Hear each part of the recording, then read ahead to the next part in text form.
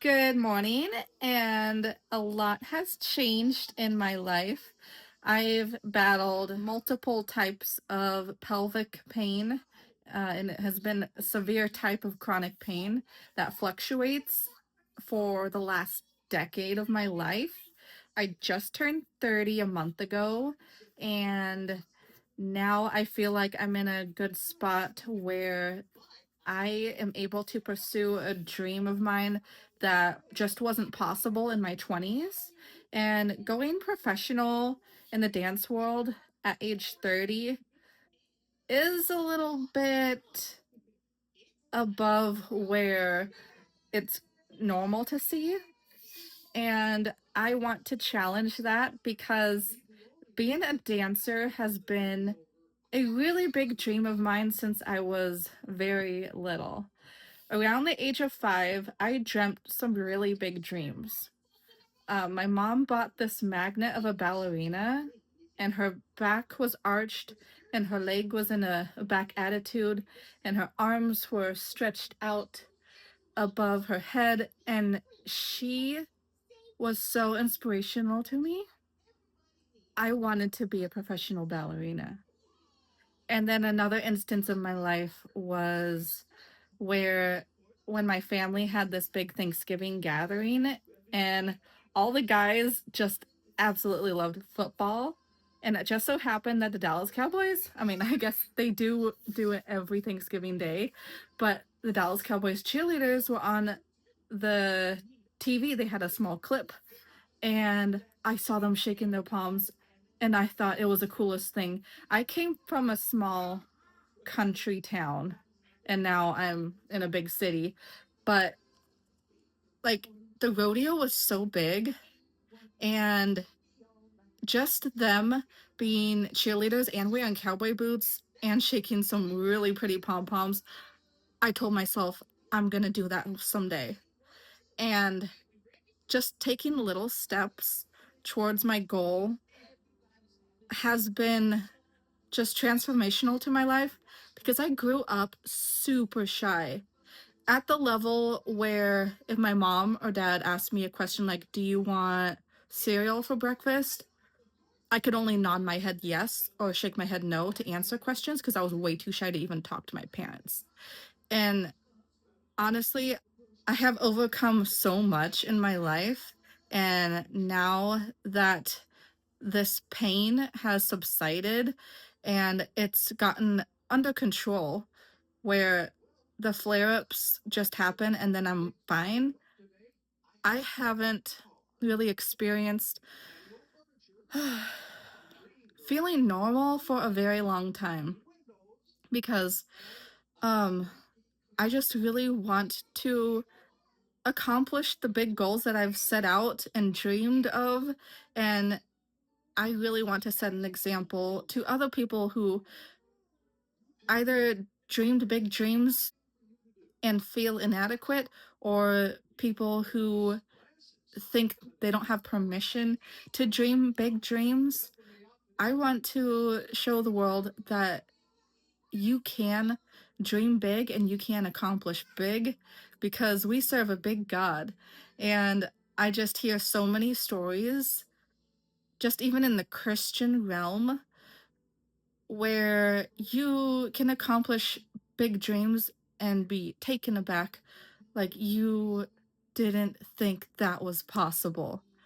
And I want to say it is possible because for some reason, being super, super shy as a kid, but yet dreaming an impossible dream to where people around me go, okay. Like, I would get responses like that growing up. Like, you want to be a cheerleader? Like, mm, no, that's not how we should be responding to people. Like, I have two young kids, you guys. I have a 2.5-year old and a 1-year old. And I want to show them that they can accomplish big dreams. Like, if they can see their mom try to go after this and eventually maybe even become a professional cheerleader and come to some of the home games, that just makes me so excited, because as they grow up, they'll remember little glimpses, and then they'll remember pictures and videos, and feel like a seed has been planted in the Blaisdell family, just for us, that big things can happen. And it just really lights me up. Like, nothing lights me up more than cheer and gymnastics and dancing. Like, oh, I mean, it's something that's really big inside of me, and I have had a challenging time as I was in those sports to let it glow. I was glowing on the inside, but I was too afraid to show it on the outside. But I'm in a spot where I can show it on the outside. And I am half Filipino, and I also want to represent the Filipino community to go after their dreams, because you guys deserve it just as much as anyone else, and we need more of us in the entertainment industry. Am I right? And I am 1 year postpartum. I have been working on this goal since January of this year, 2025, without knowing I was working towards this goal. This all started when a woman at my church figured out how to relieve her chronic pain through the ancestral diet. And if you never heard of that before, it's really going back to the roots of eating the way our ancestors did, with a whole lot of meat, but not the kind of meat you buy at the store. It's the type of meat that was raised on the pasture, is not injected with any, okay, this is getting controversial, vaccines, but with all these extra stuff and like feeding animals food that they normally wouldn't eat, that kind of stuff can really alter a generation of health. And I ate so clean the month of January, and I lost so much baby weight so fast. And obviously this is not, anything in this video is not medical advice. I'm just going to tell you my journey. But this woman helped create a body that I didn't think I would get back. And I'm so not bounced back to my pre-body baby weight. I mean, my pre-baby body. But I mean, it just like mega boosted my thought of what's possible. And there was so much more in that story I'm going to save for another time, because this video is focused on my introduction to this journey of life. And I'm going to show you my day, because getting a gym membership is going to start more of this process and kickstart even more momentum. So if you like to see numbers, then keep watching, because I'm going to be going through some data. Oh, and by the way, my ultimate goal is to become a professional dancer cheerleader for the Minnesota Vikings cheerleaders. This is going to be my outfit for doing personal training today. It's going to be like the intro, so they're going to be measuring my body fat and other goals and standards. So I never had a personal trainer before, so this is going to be great. because usually I'd be scared, I guess. I don't know. But I'm like really into anything that will get me to my goal. So yeah. All right, so I just did the gym. It is 1:15. Yikes, we need to have lunch. They had childcare, which is amazing. And then I met with the person who measured all types of things that I didn't know you can measure on your body. So I'm gonna pull that up on my laptop. Okay, so I am now home and I pulled up my chart from my Sika body scan that they had at the gym. And it's this really cool machine. It's a giant scale and it has handlebars, which also include ultrasound to get all of these cool measurements from that one scan. I am 30 years old and I look like I'm at the higher end of a normal weight and I am at 144 pounds. So after that, we have the fat mass index. And this is important to keep track of because the higher the fat you have, the more at risk you are for diabetes and cardiovascular disease. So, yay, I'm in the green. So, fat mass is at 32 pounds. Wow, I never knew how much fat and muscle I had. This is so cool.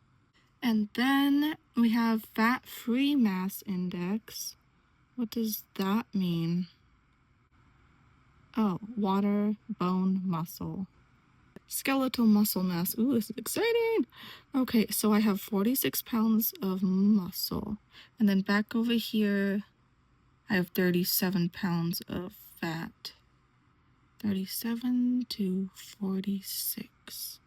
Okay, so about 10 more pounds in muscle. I have skeletal muscle index. Skeletal muscle mass is the weight of all the skeletal muscle in the arms, legs, torso. The ultrasound can pick up the water in your body, so sitting at normal is good, which means I'm staying hydrated. Okay, I'm gonna have to work on that. Oh, I'm in the red. Okay. And then, so I had to pull this up because it looks really cool. It measures different sections of my body of muscle. So right arm's 3 pounds, left arm is 2.8. I know that my left arm is just a little bit weaker, and it's so cool to know exactly how much weaker it is. With torso, I am sitting at almost 20 pounds of muscle there. That's cool. Right leg 10.7, left leg 10.6. Oh my gosh, that makes me so happy that it's almost equal. So after getting those scan results, they put together a goal for me and they said I could lose 10 pounds of fat and gain 10 pounds of muscle. And I'm pretty sure those were the numbers. I didn't get them written down because they have it. And that's going to be over the span of 7 months, just in time for NFL tryouts next spring. And they said it's also going to be very doable to do this as long as I go to the gym 3 times a week. They said I could do 2, but it would be very tough. So doing it 3 times a week is going to be my goal and has been my goal. This week I've been to the gym twice, and I'm really tempted to go a second time today. As long as it works out to get home in time to make dinner, because we've been trying to get the kids to bed sooner after my son had his 2.5-year-old doctor's appointment we were told he's going to bed too late. Like 10:30 at night. Like, I don't know. We haven't been good on routines. I don't think my family or his family has been good at routines, so we just never clicked in our brains that you gotta do it early in the day. We just been living with them. Like, just surviving. And we are extremely tired and we want our lives back. Not that the kids are a bad thing, but yeah, so that's how important it is for me to be home for dinner. Because if we eat dinner at 8 o'clock, everybody goes to bed at 10:30, and it's just chaos. So to finish off this video, I wanted to do a view of my body so I can keep track of how it's looking as I get in the ideal shape for NFL cheerleading. Currently, I am not convicted to not show my body, but because of the journey that I'm on, I am going to until God tells me to stop or keep going. So here's what it is at the beginning. Oh, also, I want to say that my first pregnancy with my boy, he was born 2.5 years ago. I gained 70 pounds by the time I stepped on the scale a couple hours before I gave birth. I asked my doctor at one of the first appointments, how much weight am I gonna gain in this pregnancy? Because I've always had like a fit body doing cheerleading and gymnastics, and then we got married and we got pregnant. You're funny. He's worth it. She said 20 to 30 pounds. And I was starving on his pregnancy. I ate and ate and ate. And it ended up I was just gaining 70 pounds. I lost probably 30 pounds by the time I got pregnant with my number 2. You're funny. And so I almost gained it back. I think I was just... Wait, maybe I lost more than that. I lost 50 pounds before the second pregnancy. I gained 50 pounds with my girl. 40 or 50. Something around there. And now I'm exactly a year postpartum with my second baby. Okay, so I'm trying to film 2 YouTube videos at once. My second one is about to come out a couple days after I post this one. So that's why I'm wearing a brand new Lululemon. Here's a sneak peek, yay.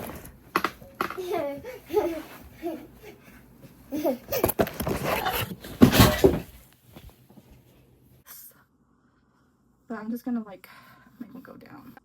So, never done this before. Hello. I'm also on my period, so I am like pretty bloated right now. And I know like some people say if you don't struggle with body issues at some point in your life, you're lying. And like I still want to not believe that, but I have had many coaches from all the athletics I've been involved in, and nothing compares to having a personal trainer. And honestly, that's shocking to me. That's what I'm figuring out. Yeah, personal trainer is really the best thing that I have, like, well, not the best thing, because everything's pretty equal. Personal training, nutrition, mindset, and then just getting into the word if you are a Christian or you read the Bible or just things like that can calm your mind instantly. So yeah, I'm just gonna end it here.